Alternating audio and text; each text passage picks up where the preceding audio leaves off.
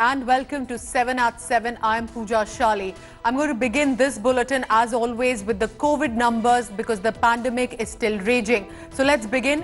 Overall India data today, total cases have now reached 27,02,742. Sadly, the death toll with comorbidity is also increasing. 51,797 people have lost their life in India. Maharashtra is still the worst hit state with cases of 6,04,358, death toll at 20,265.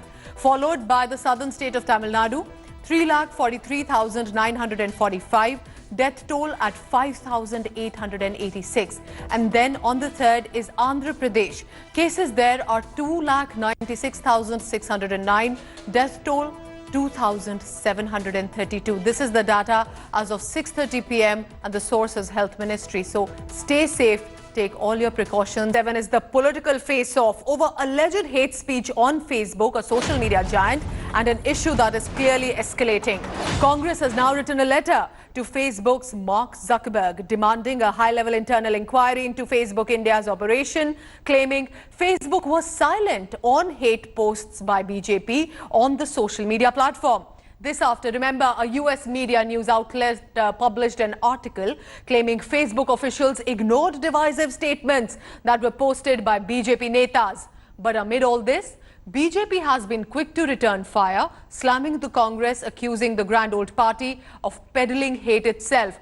Union Minister for Information Technology Ravi Shankar Prasad said, if there is a debate on hate speech, then Rahul Gandhi and Sonia Gandhi must first clarify on their statements like आर पार की लड़ाई and Modi को डंडे मारेंगे, calls that were made in 2019. Prasad says all viewpoints must find a space on social media.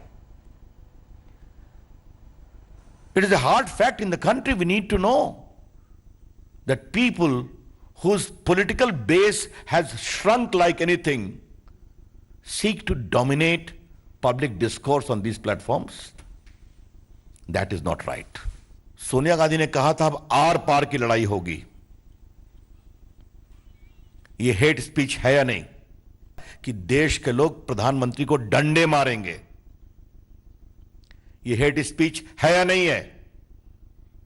It is a textbook case of instigation for violence. Rahul Gandhi ji ये समझते हैं कि जो हमारे लायक काम नहीं करता वो संघ आरएसएस और बीजेपी के दबाव में है.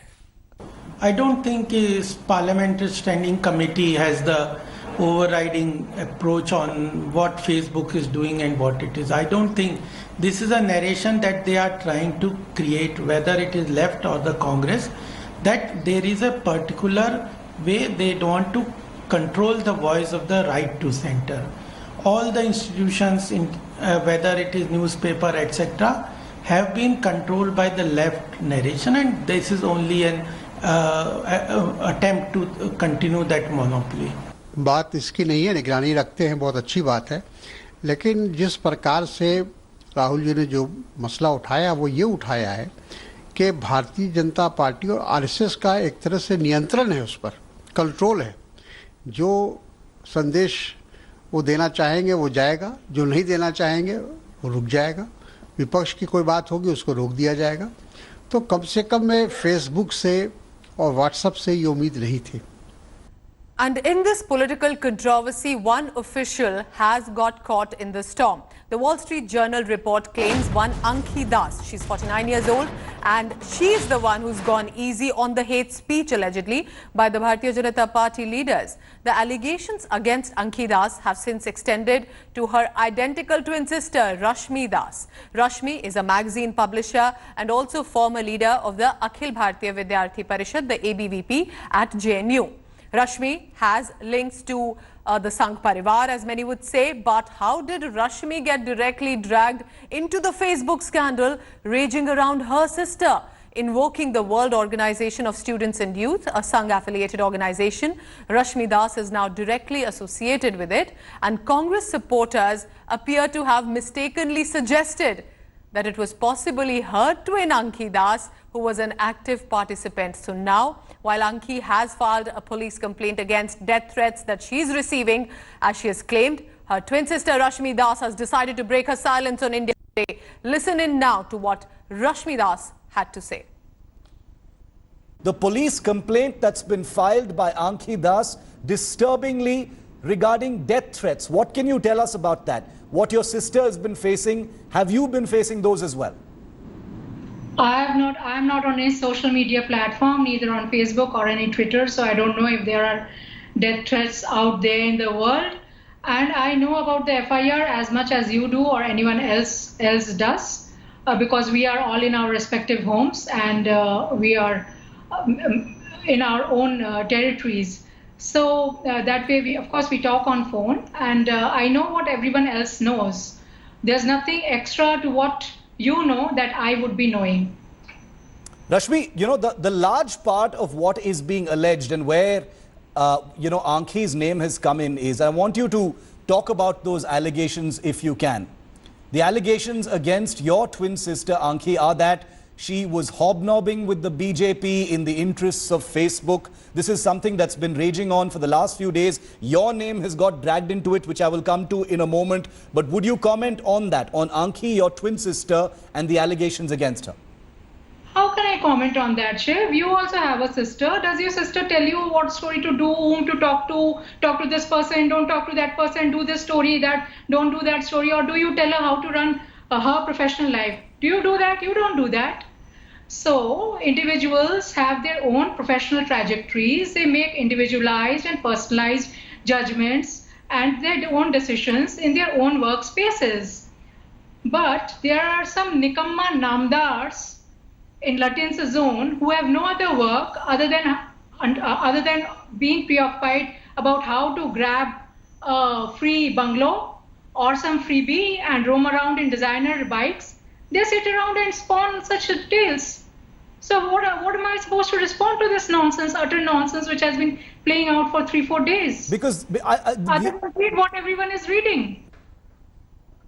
And moving on now, as Sushant Singh Rajput's tragic death triggered the insider versus outsider debate, now scathing remarks have been exchanged between legendary actor Naseeruddin Shah and a very vocal star Kangana Ranaut. In conversation with India Today television, Naseeruddin Shah has said there is, one, no movie mafia in the film industry, that he never felt there is any obstacle that prevented him from reaching where he deserves to be. But in a veiled added jibe at Kangana Ranaut, as it seemed, Naseeruddin Shah went on to say, nobody is interested in the opinions of some half-educated starlet who have taken it upon themselves to get justice for the late actor. And immediately responding to this jibe, Kangana Ranaut has responded, saying her words were weighed and awards that she has received were weighed on nepotism scales, and has now questioned in turn Naseeruddin Shah if he will make similar remarks for Deepika Padukone or Sonam Kapoor.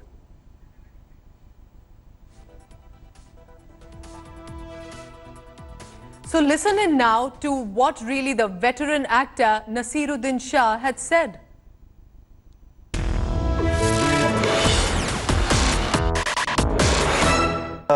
Sushant Singh Rajput death probe, which has now become sort of a reality TV show.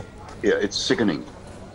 It is absolutely sickening. I have not followed it. I felt deeply grieved when the young man died. I did not know him, but he had a bright future, and it was a waste of a life. But I did not bother to follow the nonsense that's being spouted by a whole lot of people. Every person who has any little frustration in his mind, in his heart about the commercial industry has been, vomiting it out to the press. It is absolutely disgusting. I mean, keep these complaints to yourself. No one is interested. And no one is interested in the opinions of some half-educated starlet who decides to take it upon herself to get justice for Sushant. If there is any justice that needs to be done, I think we need to have faith in the process of the law. And if it is none of our business, I think we should not concern ourselves with it. It's like we as a society, we're literally feeding off his death for the last 2 months. Absolutely. That's what I meant when I said it is sickening. That there is nothing that this industry does not feed off. Or the press, for that matter. Yeah. Whether it's a happy occasion or a sad occasion, or someone has died, or someone has been killed, or someone has been born, or someone's got married, or someone's fallen in love. I mean, they just feed off everything you can. It's pretty sick-making. So scathing remarks there, and we'll wait and watch if more people from the film fraternity will be reacting to that exclusive interview. Moving on now to our fourth story. Wine shops in Chennai in Tamil Nadu have reopened today after a gap of 5 months due to the COVID pandemic. It's interesting because the Tamil Nadu state-owned liquor shops, TASMAC, reopened in the city and its sprawling suburb. The state government, however, has issued a notification informing that while the liquor shops will be opened, it will be only between 10 a.m. to 7 p.m. Only 500 customers are allowed to buy liquor in one day. The liquor shops, remember, initially had opened even on 7th May, and that was amid the lockdown, but was soon closed again on government orders amid rising COVID cases. But while this has led to happiness for many, it has also triggered protests in the city. Residents of Anna Nagar staged a protest demanding closure of these liquor shops. They are raising slogans against government and even were briefly detained by the state police. And that's not all. Politics also has erupted over the issue. Ruling AIADMK's ally BJP and the opposition DMK are opposing the reopening of liquor shops. They are arguing that COVID cases in Chennai are already on the rise and reopening the TASMAC shops will aggravate this situation.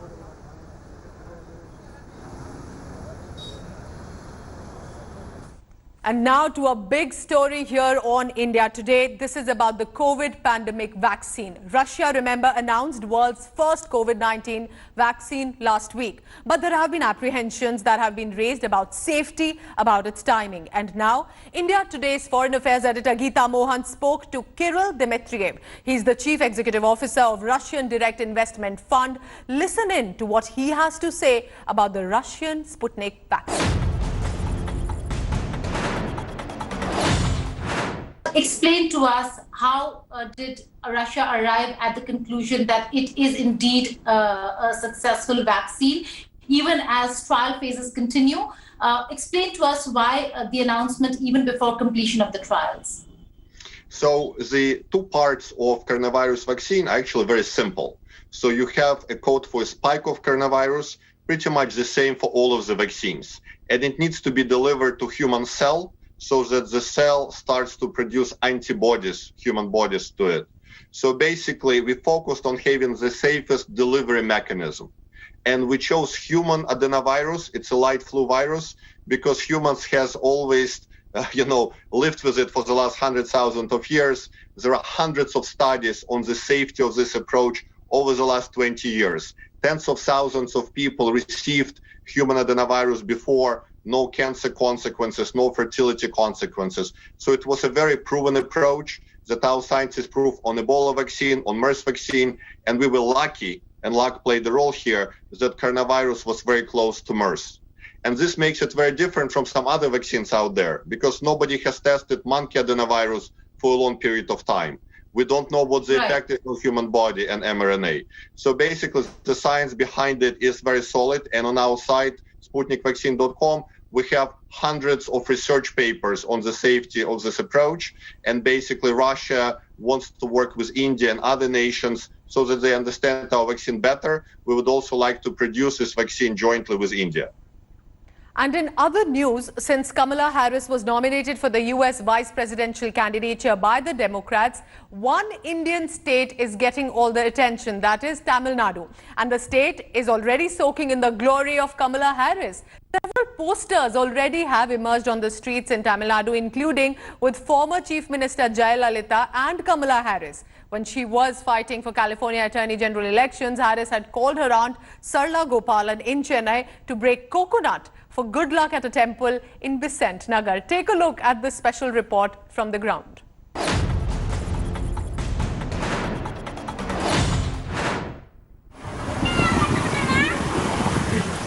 The little-known village of Painganadu near Mannargudi in Thiruvarur district is now on the global map. The Democratic candidate for the vice president's post in the United States traces her roots to this village in Tamil Nadu. Painganadu has a wall of fame which honors sons and daughters of the soil who've made it big in the outside world. And Kamala Harris's name is right up there next to her maternal grandfather P.V. Gopalan, who was a bureaucrat. Unfortunately, there are no living relatives in the village presently. And I am the only link between that P.V. Gopalan's family and the temple. Your temple, I happen to be the trustee, and their family deity is this temple, that is Shasta. He is the presiding deity of the temple. As a villager, we all, you must have seen across everywhere they have put up flex banners, and we wish her all success in her endeavor. Tamil Nadu is soaking in the glory of faraway Kamala Harris. Posters in Tamil lauding a victorious Kamala Harris have surfaced in many places. This one has late AIADMK matriarch Jayalalitha showering her blessings on Kamala. An image tweeted by Kamala's niece Meena Harris showcasing how Tamil Nadu loved the daughter separated by oceans and continents went instantly viral. Kamala Harris is often spoken about her Indian roots, her trips to Tamil Nadu, the walks on the beach with her grandfather, and the soft idlis she relished as a child with mother Shamla Gopalan. My mother would take my sister Maya and me back to what was then called Madras, because she wanted us to understand where she had come from and where we had ancestry. When she was fighting for the California Attorney General election, Kamala had called her aunt Sarla Gopalan in Chennai to break coconuts for good luck at a temple in Besant Nagar. Kamala had won that election by a margin of 0.8%. With Akshay Anath in Chennai, Bureau Report, India Today. So from a Thiruvarur village to US, Kamala Harris is being discussed this time. I'm heading into a very short break, but when I return, we get you the fact-check claims, because remember, there are fake news floating around and India Today ensures that it busts all myths. Remember, social media is often flooded with viral news, and therefore India Today's fact-check team ensures you get to know which is fake and which is real. So claim 1. National Security Advisor Ajit Doval used Egyptian flag in his Independence Day message on social media site Facebook was a viral claim. Our fact-check team found that NSA Doval does not even have an official handle on Facebook. Therefore, our stamp on this is false. Let's take a look at second claim. UK Prime Minister tweeted an apology for British wrongdoing on the Independence Day of the country. We found out in our fact check that it was an imposter account posting that apology. So stamp again on this claim is false. So ensure that you only go by credible news, and for that stay tuned to India Today. It's around this bulletin. You can log on to indiatoday.in. You can download the app on your phones as well. But don't go anywhere. 7:30 I return with a special discussion.